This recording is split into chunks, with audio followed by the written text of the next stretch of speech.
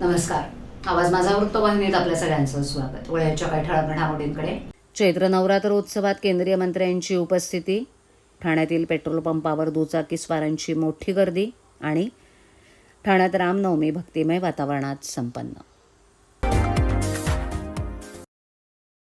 उपमुख्यमंत्री एकनाथ शिंदे यांच्या संकल्पनेतून धर्मवीर आनंद दिघे प्रतिष्ठानतर्फे आयोजित करण्यात आलेल्या चैत्र नवरात्री उत्सवाला यंदा विशेष उत्साहाचं वातावरण लाभलं. या उत्सवात केंद्रीय मंत्री प्रतापराव जाधव यांनी उपस्थित राहून देवीचं दर्शन घेत मनोभावे आरती केली.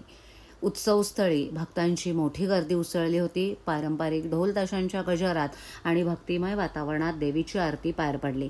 यावेळेला शिवसेना सचिव संजय मोरे यांनी प्रतापराव जाधव यांचं पुष्पगुच्छ देऊन स्वागत केलं. देवीचं दर्शन घेतल्यानंतर मन प्रसन्न झाल्याची भावना जाधव यांनी व्यक्त केली. नवरात्रीसारख्या पवित्र उत्सवातून समाजात सकारात्मक ऊर्जा निर्माण होते असंही ते म्हणाले. त्यानंतर त्यांनी उपस्थित शिवसेना कार्यकर्त्यांशी संवाद साधत त्यांच्या समस्या, स्थानिक प्रश्न तसंच विविध विकास कामांबाबत चर्चा केली. याप्रसंगी संजय सोनार, जयप्रकाश कोटवानी, शिवसेना विभाग प्रमुख संतोष गोडके, प्रशांत पाटील यांच्यासह शिवसेनेचे इतर पदाधिकारी, कार्यकर्ते मोठ्या संख्येनं उपस्थित होते. तसंच नागरिकांनीही मोठ्या संख्येनं उपस्थित राहून देवीचं दर्शन घेत उत्सवाचा आनंद लुटला. आमचे मुख्य नेते आदरणीय एकनाथरावजी शिंदे साहेब यांच्या प्रेरणेतून ठाण्यातील तमाम शिवसेनेचे पदाधिकारी, शिवसैनिक, महिला आघाडी, युवा सेना या सर्वांच्या सहकार्यानं हा चैत्र महिन्यातील नवरात्री उत्सव मोठ्या उत्साहामध्ये या ठिकाणी साजरा केला जातो. यावर्षी या ठिकाणी येण्याचं मलाही सौभाग्य लाभलं. आजही या ठिकाणी मी देवीची आरती वगैरे प्रसादासाठी उपस्थित राहिलो. खऱ्या अर्थानं या निमित्तानं एक नवचैतन्य, देवीचा आशीर्वाद आणि सर्व कार्यकर्त्यांचं ज्याला आपण गेट टुगेदर सारखं असं म्हणतो की इथं मनोमिलन होतं, भेटतात, बोलतात, चर्चा होतात आणि धार्मिक भावनासुद्धा जोपासल्या जातात. आणि असेच आयोजन अनेक ठिकाणी होत असतात, आणखीनही व्हायला पाहिजेत. खऱ्या अर्थानं हिंदू धर्मासाठी, आपल्या संस्कारासाठी, संस्कृतीसाठी या उत्सवाचं आयोजन एक आवश्यक आहे. आदरणीय शिंदे साहेबांच्या वतीनं हे जे काही उत्सव संपूर्ण ठाणे जिल्ह्यातच नाही तर आमच्या तमाम शिवसैनिकाला नेहमी करता ते सांगतात की असे धार्मिक उत्सवामध्ये आपण सहभागी व्हा, सर्व लोकांना सोबत त्याच्यासोबत घ्या. त्यामुळं लोकंसुद्धा जोडल्या जातात आणि या उत्सवामध्ये आज मी आलो. मातेचं दर्शन या ठिकाणी झालं, महाआरती झाली. नमस्कार. आघाती राष्ट्राच्या युद्धाचा फटका ठाण्यातील काही पेट्रोल पंपांना आता जाणवत असून ठाणे शहरातील पेट्रोल पंपावर मोठी गर्दी दुचाकीस्वारांनी केली आहे. एरवी 5 ते 10 मिनिटात पेट्रोल भरण्याकरता लागणारा कालावधी आता 15 ते 20 मिनिटं लागत असून दुचाकीस्वार मोठ्या प्रमाणावर संतप्त झालेत. ठाण्यातील 3 पेट्रोल पंप इथे मोठ्या प्रमाणावर दुचाकीस्वारांनी पेट्रोल भरण्याकरता मोठी गर्दी केली. तर ठाण्यात पेट्रोलचा काही तुटवडा नसून पेट्रोल टँकर येत आहेत. दुचाकीस्वारांनी काळजी करू नये आणि साठा करून ठेवू नये असं यावेळेला पेट्रोल पंपाच्या मालकांनी सांगितलं. हा पॅनिक सिच्युएशन आहे. आम्हाला टँकर डेली येते. तर सध्या ठाण्याची काय परिस्थिती, किती पेट्रोल अवेलेबल आहे? सध्या 3 पेट्रोल या ठिकाणी. आमच्याकडे आमचे रोजचे जे खप आहे तेवढे रोज आम्हाला गाड्या भेटतात. ही गर्दी कशामुळे आपल्याला पाहिजे? आता मला असं वाटतं की सगळ्याला हे पॅनिक आहे की पेट्रोल मिळणार की नाही मिळणार असं. तर वॉर मुळे कुठल्या फटका पेट्रोलला बसला नाही सध्या? अजूनपर्यंत नाही. अजूनपर्यंत मला व्यवस्थित आम्हाला सप्लाय भेटते. अजून किती दिवस अशा पद्धतीने राम बघू शकतो आपण? आता काय ते जेव्हा तो समजुती नाही झाली वॉर मध्ये तोपर्यंत प्रॉब्लेम राहणारच. नेमकं कशामुळे गर्दी झाली काय वाटतं तुम्हाला? हेच काय पॅनिक आहे ना ते वॉरच्या. त्याला सगळ्याला असं वाटतंय पेट्रोल भेटणार नाही. म्हणजे ठाण्यात पेट्रोल आहे? हा, अजून डेली व्यवस्थित आम्हाला सप्लाय भेटते रोज. ठाणे शहरात ठिकठिकाणी राम जन्मोत्सव मोठ्या उत्साहात आणि भक्तिपूर्ण वातावरणात साजरा करण्यात आला. राम जन्मोत्सवानिमित्त ठाण्यातील सिद्धेश्वर तलाव येथील राम मंदिरात विशेष धार्मिक कार्यक्रमांचं आयोजन करण्यात आलं होतं. सुमारे 150 ते 250 वर्ष जुने असलेले ऐतिहासिक मंदिर असून इथे नेहमीच भाविकांची मोठी वर्दळ पाहायला मिळते. भाविक नियमितपणे या मंदिरात दर्शनासाठी येतात. या मंदिरात विठ्ठल, रखुमाई, राम, लक्ष्मण, सीता, गणपती तसंच भगवान शंकराची पिंड यांची प्राणप्रतिष्ठापना करण्यात आली आहे. दरवर्षीप्रमाणे यंदाही राम जन्मोत्सवाचं आयोजन मोठ्या भक्तिभावानं करण्यात आलं. श्रीरामांची विधिवत पूजा अर्चा करून फुलांनी सजवलेल्या पाण्यात श्रीरामांच्या मूर्तीला विराजमान करण्यात आलं. त्यानंतर पारंपरिक पाळणा सोहळा आणि भक्तिगीतांच्या सादरीकरणातून श्रीराम जन्मोत्सव साजरा करण्यात आला. यावेळेला परिसरातील तसंच ठाणे शहरातील भाविक मोठ्या संख्येनं सिद्धेश्वर तलाव येथील राम मंदिरात उपस्थित होते.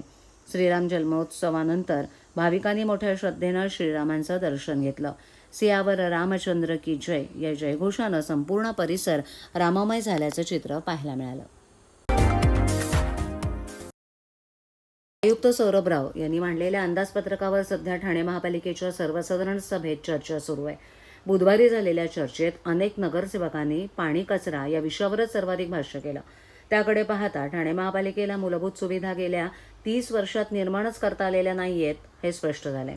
पाण्यासारखा मूलभूत गरजेची पूर्तता करण्यासाठी ठाणे महापालिकेला धरण बांधता आलेलं नाही. एकीकडे क्लस्टरमुळे लोकसंख्या मोठ्या प्रमाणावर वाढणार आहे. क्लस्टरची अंमलबजावणी करण्यासाठी कर्जरोख काढण्यात येणार आहे.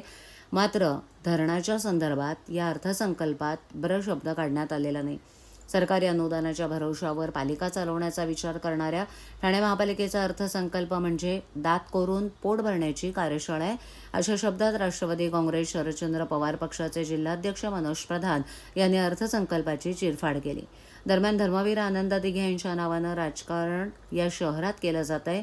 मात्र 2 वर्षापूर्वी 5 कोटी रुपये त्यांच्या स्मारकासाठी ठेवणाऱ्या प्रशासनानं यंदा त्यांच्या नावाचा उल्लेखही केलेला नाही. ही बाब ठाणेकरांना पटणारी नाही असंही प्रधान म्हणाले.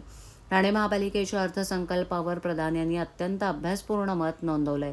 ते म्हणाले की राव यांनी 2026-27 या आर्थिक वर्षासाठी 6,221.12 कोटी रुपयांचा अर्थसंकल्प सादर केलाय.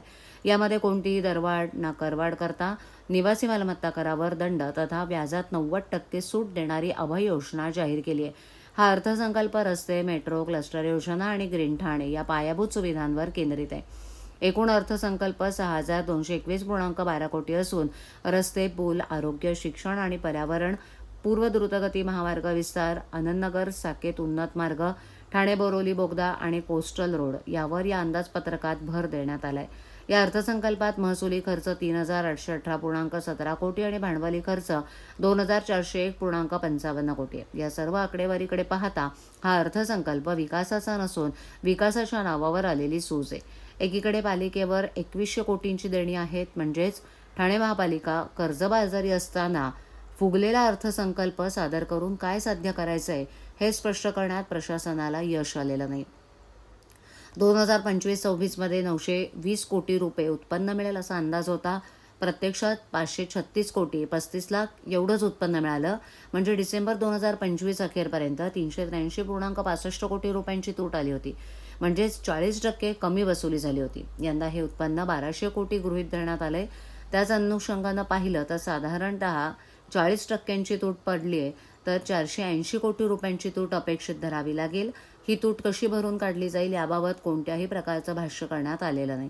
स्मार्ट सिटीचा जयघोष करणाऱ्या ठाणे महापालिकेच्या तिजोरीची अवस्था बिकट असताना क्लस्टरसह विविध योजना राबवण्यासाठी कर्जरोखे काढण्याची वेळ पालिकेवर आली आहे. सभागृहात अर्थसंकल्प मंजूर होईलच यामध्ये शंका नाही. मात्र त्या दरम्यान जे नगरसेवक आपले म्हणणं मांडतायत त्याचाही विचार करणं गरजेचं आहे.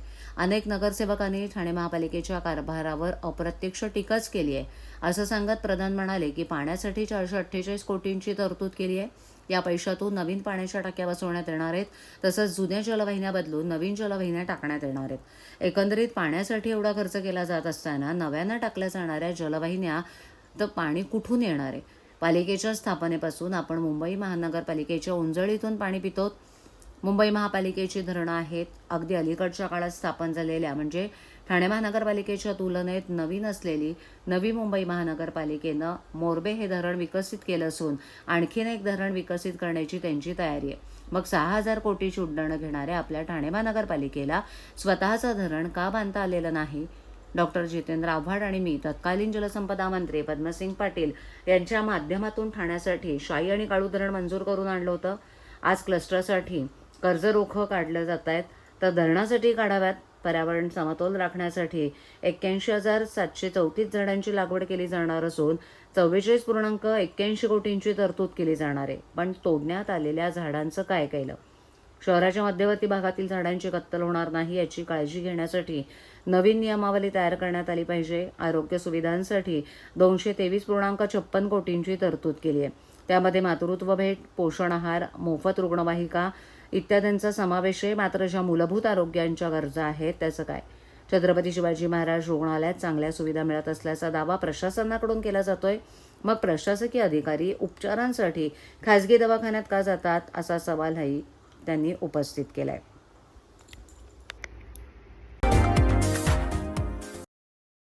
ठाणे महापालिका क्षेत्रातील करदात्यांसाठी निवासी मालमत्ता करावरील शास्तीमध्ये 90% सूट देण्याच्या योजनेस नागरिकांचा उत्स्फूर्त प्रतिसाद मिळत असून या योजनेला 31 मार्चपर्यंत मुदतवाढ देत असतानाच अनिवासी मालमत्ताधारकांनाही सूट देण्याचा निर्णय महापौर शर्मिला पिंपळोलकर आणि आयुक्त सौरभ राव यांनी घेतला आहे. तरी निवासी अनिवासी मालमत्ताधारकांसाठीही या योजनेचा लाभ घ्यावा असं आवाहन करण्यात आलंय. आज झालेल्या विशेष अर्थसंकल्पीय सभेत सभागृह नेते हनुमंत जगदाळ यांनी मालमत्ता कर भरण्यास मुदतवाढ देण्याची सूचना मांडली. याला विरोधी पक्षनेते अशरफ शानू पठाण आणि शिवसेना गटनेते पवन कदम यांनी अनुमोदन दिलं. ठाणे महापालिका क्षेत्रातील जे निवासी करदाते थकीत मालमत्ता कर, चालू वर्षाचा कर, त्यांना आकारण्यात आलेल्या शास्तीच्या 10% अशी एकत्रित रक्कम पालिकेकडे जमा करण्याची मुदत 25 मार्च 2026 पर्यंत ठेवण्यात आली आहे. या योजनेला करदात्यांचा उत्स्फूर्त प्रतिसाद पाहता या योजनेला 31 मार्चपर्यंत मुदतवाढीचा निर्णय महापौरांनी घेतला असून करदात्यांचे आभार मानले. तसंच अनिवासी मालमत्ताधारकांनाही ही योजना लागू करण्यात आली आहे.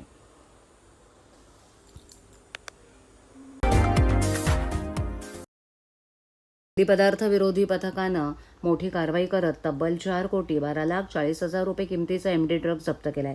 या प्रकरणात 3 आरोपींना अटक करण्यात आली आहे.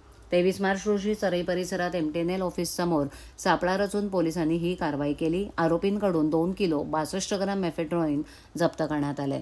अटक आरोपींमध्ये सोहेल खान, रोहित सीतापुरे आणि तपासादरम्यान निष्पन्न झालेला राजेश षडावले यांचा यात समावेश आहे. सध्या आरोपींकडून ड्रग्सचा पुरवठा कुठून झाला आणि कुणाला ते विक्री करणार होते याचा तपास सुरू आहे. पोलिसांनी नागरिकांना आवाहन केले की अंमली पदार्थांबाबत कोणतीही माहिती असल्यास तात्काळ गुन्हे शाखेशी संपर्क साधावा.